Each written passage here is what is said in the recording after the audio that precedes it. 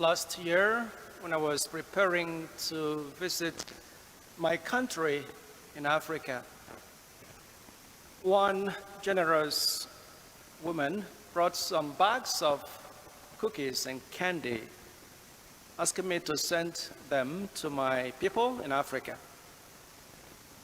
When I got home, some children gathered around our house to welcome me. Then they said, "Father, give us what you brought from America." And I asked them, "What do you want?" And they said, anything from America.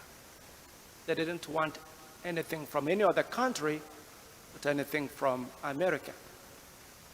And I thought that the candies and the cookies would be something that they would enjoy.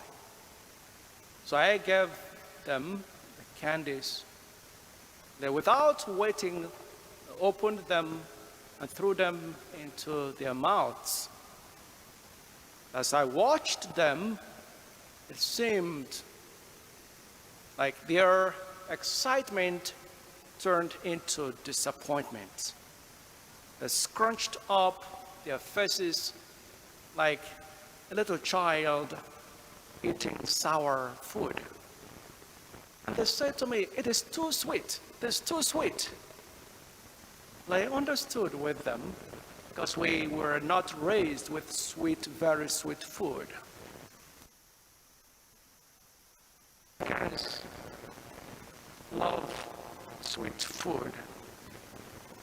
Some even are addicted to sugar. Some people from other countries find it hard to eat sweet food. God is giving us sweet food that everybody would love to eat if you taste the food that Jesus. It's the food of the Word of God. In Psalm 119, verse 103, the psalmist says, "How sweet is your word to my taste, sweeter than honey to my mouth." And today, God called Ezekiel, sending him to go and proclaim the oracle, the word of God, to the nation. And then he gave him the food to eat. He said, "Open your mouth, and I will put my word inside your mouth." And obediently, Ezekiel opened his mouth, and the Lord stretched out his hand and put the scroll, the word of God, into his mouth. And Ezekiel said, "I ate the word, and it was sweeter than honey." The word of God is Jesus Christ, the word made flesh, given to us. It's the word that feeds and satisfies our hungry souls. The word that comes to fill us with peace that the world cannot give us. The word that sparks joy in our souls. The word that satisfies the longings of our souls. Every moment we eat the Word of God and meditate on the Word of God, there is transformation and peace. The saint that we celebrate today, St. Clare, first heard the Word of God from St. Francis. And she felt, "This is sweeter than anything I had ever eaten." And she sneaked out of her home searching for Francis. Tell me more of how to enter into the Word of God. I love it. And from that moment, she resolved to follow the Lord, poor, chaste, and obedient.